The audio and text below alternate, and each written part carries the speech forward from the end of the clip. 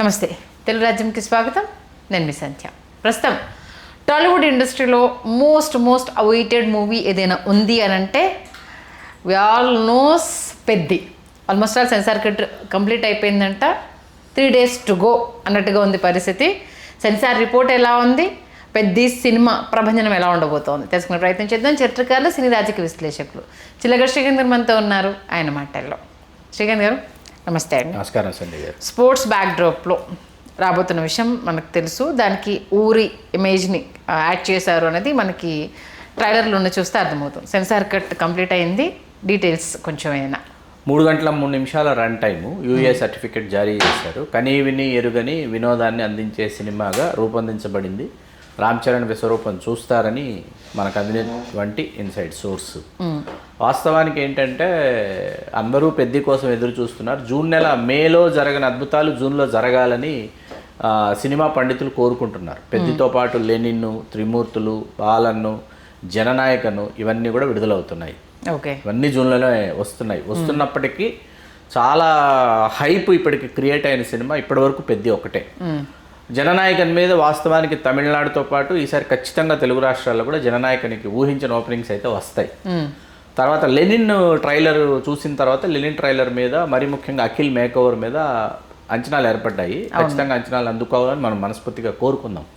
పెద్ది విషయానికి వస్తే ఇప్పుడు పెద్ది ఏదైతే సెన్సార్ టాక్ వెలుపలికి వచ్చేసిందో సినిమా బాగుంది, జనాదరణ పొందే సినిమా అవుతుంది, అన్ని వర్గాల ప్రేక్షకుల్ని ఆకట్టుకుంటుంది, అన్ని అంశాలు ఇందులో పూర్తి స్థాయిలో చొప్పించబడ్డాయి అన్న విషయాలు వాళ్ళు తెలియజేసేసిన తర్వాత ఇప్పుడు అందరూ ఎదురు చూస్తున్నది జూన్ 1వ తేదీ సాయంత్రం విజయవాడ ఇందిరాగాంధీ మున్సిపల్ స్టేడియంలో జరగబోతున్నటువంటి పెద్ది ప్రీ రిలీజ్ ఈవెంట్ ఏదైతే ఉందో దాని గురించి అందరూ ఎదురు చూస్తున్నారు. సాయంత్రం అన్నారు కానీ వాస్తవానికి మధ్యాహ్నం నుంచి కూడా జనం పోటెత్తుతారని విశ్వసనీయ వర్గాల సమాచారం. అట్లాగే పవన్ కళ్యాణ్ గారు హాజరు కావచ్చు అన్నది అభిమానులకు ఒక గుడ్ న్యూస్, స్వీట్ న్యూస్. దానికోసం కూడా అందరూ ఎదురు చూస్తున్నారు. మరీ ముఖ్యంగా మొన్న జగపతి బాబు గారి డబ్బింగ్ చెప్తున్నటువంటి వీడియోస్ ఏవైతే ఉన్నాయో బాగా వైరల్ అయ్యాయి. జగపతి బాబు గారి పాత్ర మీద అందరికీ తెలియనటువంటి ఒక సానుభూతి ఏర్పడింది. మెయిన్ జగపతి బాబు గారు ఇప్పటి వరకు చేసిన క్యారెక్టర్స్లో జగపతి బాబు కనిపిస్తాడు, బట్ ఈ క్యారెక్టర్ మాత్రమే కనిపిస్తుంది. జగపతి బాబుని అసలు మీరు చూడరు అనేసి ఒక స్టేట్మెంట్ కూడా ఇచ్చేసారు. కాబట్టి ఏంటంటే ఖచ్చితంగా సినిమా అంచనాలు అందుకోవాలి, అంచనాల్ని మించి సినిమా ఉండాలని కోరుకుంటున్నాం. ఎందుకు కోరుకుంటున్నాము అంటే ఇది అభిమానుల పాయింట్ ఆఫ్ వ్యూలో మాట్లాడటం లేదు నేను. సినిమా ముందు పెద్ద సినిమా ఆడాలండి. పెద్ద సినిమాలు చిన్న సినిమాలతో పాటు పెద్ద సినిమాలు ఎంత ఆడితే ఎంత రెవెన్యూ అవి జనరేట్ చేయగలిగితే సరికొత్త ప్రయోగాలకి దర్శకులు అట్లాగే ఎక్కువ ఖర్చు పెట్టి మనల్ని ఒక ఊహా ప్రపంచంలోకి తీసుకువెళ్ళడానికి నిర్మాతలు కూడా కావాల్సినంత వ్యయం చేయడానికి వాళ్ళకి ధైర్యం వస్తుంది. వాస్తవానికి 400 కోట్ల బడ్జెట్ అనుకుందాం సినిమా. 400 కోట్ల బడ్జెట్ సినిమా ఈవేళ 1000 కోట్లు చేస్తుందా, 1500 కోట్లు చేస్తుందా, 2000 కోట్లు చేస్తుందా పక్కన పెడితే అసలు పెట్టినటువంటి వ్యయం తిరిగి వచ్చేసింది, వడ్డీలు గిట్టుబాటు అయినాయి, కనీస లాభాలు వచ్చాయి అన్నా కూడా నిర్మాత మళ్ళీ ఇంకో ప్రయోగం చేయడానికి సిద్ధపడతాడు మానసికంగా. అంతే కదా. ఎందుకంటే ట్రావెల్ని ఎంజాయ్ చేస్తారు ప్రొడ్యూసర్స్, మేకర్స్. ఏంటంటే వాళ్ళు ట్రావెల్ని ఎంజాయ్ చేస్తారండి. ఆ ట్రావెల్ని ఎంజాయ్ చేసే క్రమంలో ఏంటంటే సక్సెస్ వచ్చింది అనుకోండి, ఎంత ఇబ్బడి ముబ్బడిగా లాభాలు వచ్చేసాయి అనేది పక్కన పెడితే సక్సెస్ అయింది, మనం పెట్టిన పెట్టుబడి తిరిగి వచ్చింది, మనకు ఎంతో కొంత లాభం వచ్చింది అని తెలిస్తే నిర్మాత మళ్ళీ ఇంకొక ప్రయోగం చేయడానికి మానసికంగా సిద్ధపడతాడు. అది చాలా ముఖ్యం అన్నమాట. అందుకని ఖచ్చితంగా పెద్ద సినిమాలు ఆడాలి. ఎందుకు ఆడాలి?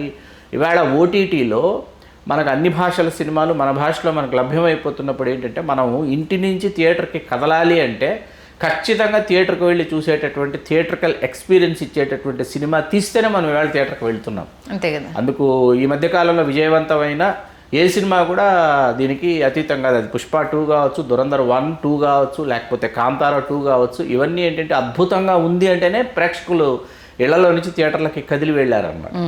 కాబట్టి పెద్ద సినిమాకి ఇప్పుడున్నటువంటి మనకున్నటువంటి సమాచారం మేరకు కుటుంబం పెద్ద సినిమా కోసం ఎదురు చూస్తోంది. కుటుంబాలు పెద్ద సినిమాకి వచ్చి పెద్ద సినిమాని వాళ్ళు ఆశీర్వదిద్దామని అనుకుంటున్నారు. పెద్ద సినిమాని ఘన విజయం సాధించే దిశగా తీసుకువెళదామని సిద్ధమైపోయారన్న విషయం మనకు అర్థమవుతుంది, సందేహం లేదు.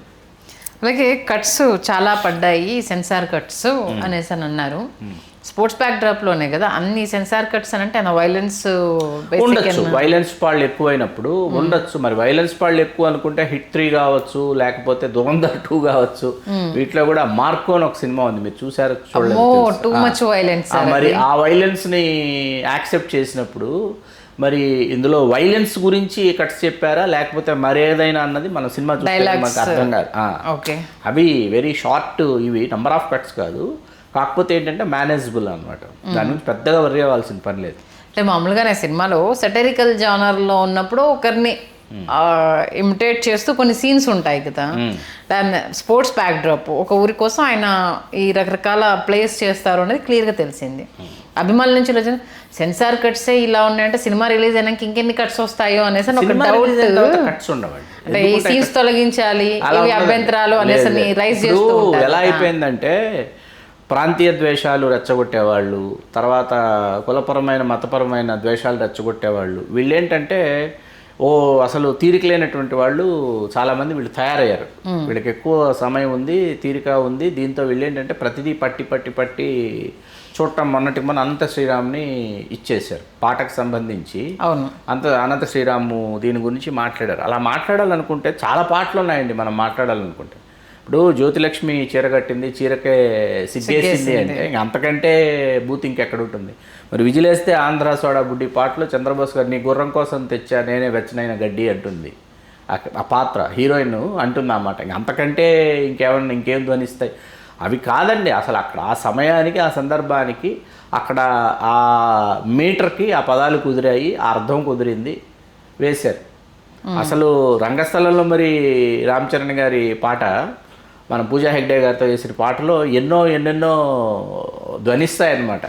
ఇంకా భూతద్దంలో పెట్టి చూస్తే చాలా ఉంటాయండి. ప్రతి సినిమాలో బూతు పాటలు, ఇప్పుడు శృంగారాన్ని బూతుని వేరు చేసి చూస్తే వేరుగానే కనిపిస్తాయి. దాన్ని శృంగారంగా కాసేపు విని మన ఇళయరాజా గారు స్వరపరిచిన పాట అండి సంకీర్తన్ సినిమాలో. ఆయన సంకీర్తన్ సినిమా మొత్తం ఒక ఎత్తు, గీతాకృష్ణ గారు సందర్భాలు చెప్పి ట్యూన్స్ తీసుకుంటూ ఆయన ఒక సందర్భం చెప్పిన తర్వాత ఆయన 100 రూపాయలు నోటిస్తే వచ్చేస్తాను అనే పాట చేశారు ఇళయరాజా గారు.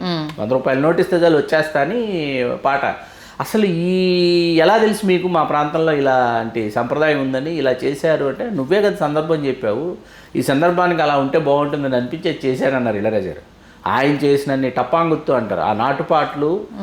ఇళయరాజా గారు చేసిన పాటలు ఎవరూ చేయలేదు, దేశంలోనే ఎవరూ చేయలేదు ఆయన చేసినన్ని పాటలు. అవన్నీ మరి తమిళనాడులో ఏంటంటే వాటిని ఏ స్థాయిలో చూడాలో ఆ స్థాయిలో చూసి ఆనందించేశారు ప్రేక్షకులు.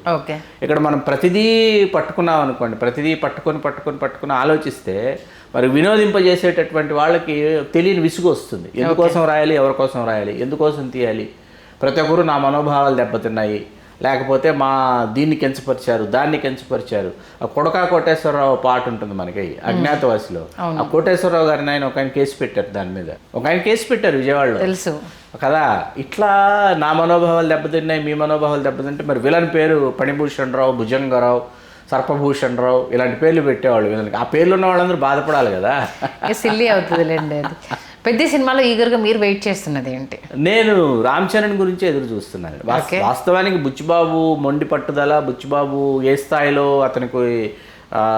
అతనికి ఉన్నటువంటి జ్ఞానం ఏంటన్నది అర్థమైంది నాకు. అర్థమైన తర్వాత ఏంటంటే ఐఎమ్ ఈగర్లీ వెయిటింగ్. ఎందుకంటే ఏం చెప్పదలుచుకున్నాడు, తను ఏం తీయదలుచుకున్నాడు అంటే మొదట స్క్రిప్ట్ లాక్ అయిన టైంలో స్క్రిప్ట్లో ఎవరెవరైతే ఉన్నారో వాళ్ళల్లో ఒకరు నాకు బాగా తెలుసు, తోలేటి ప్రకాష్ గారు. ఆయనతో మాట్లాడాను. ఆర్యా ముందు నుంచి సుకుమార్ గారితో ట్రావెల్ చేసినటువంటి వ్యక్తి. దిల్లు, హనుమాన్ జంక్షన్, ఈ సినిమాలన్నిటికీ మన ఆవు కామెడీ ఉంది కదా హనుమాన్ జంక్షన్లో, ఆవు పొదుగు, అదంతా సుకుమార్ గారు, ఈ తోలేటి ప్రకాష్ గారు, వీళ్ళు చాలా మండు టెండలో మండు వేసవిలో ఒక రేకుల షెడ్ లాంటి రూమ్లో కూర్చుని బ్యాచిలర్స్గా రాసినటువంటి సీన్లు అవన్నీ. అలా తోలేటి ప్రకాష్ గారిని నేను అడిగా, ఎందుకంటే కోడి రామ్మూర్తి నాయుడు గారి మీద కొంత నేను అధ్యయనం చేశాను. కోడి రామ్మూర్తి నాయుడు చేయాలని మన రానా గారు అనుకున్నారు. ఆయన శరీరాకృతికి కోడి రామ్మూర్తి నాయుడికి అసలు మ్యాచ్ అవ్వట్లేదని ఆయన దాన్ని పక్కన పెట్టడం, అరవింద్ గారు చేద్దామని అనుకున్నారు కోడి రామ్మూర్తి నాయుడు.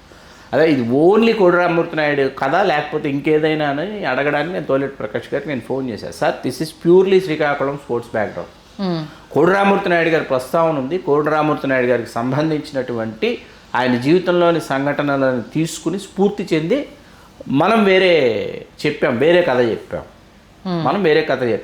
మనం చాలాసార్లు పెద్ద గురించి చాలా విశ్లేషణలు చేసిన దానిలో మన తెలుగు రాష్ట్రాల్లో మరీ ముఖ్యంగా ఆంధ్రప్రదేశ్లో ఏంటంటే కనీ విని ఎరుగునటువంటి క్రీడాకారులందరూ ఉత్తరాంధ్ర ప్రాంతం నుంచి వచ్చారు.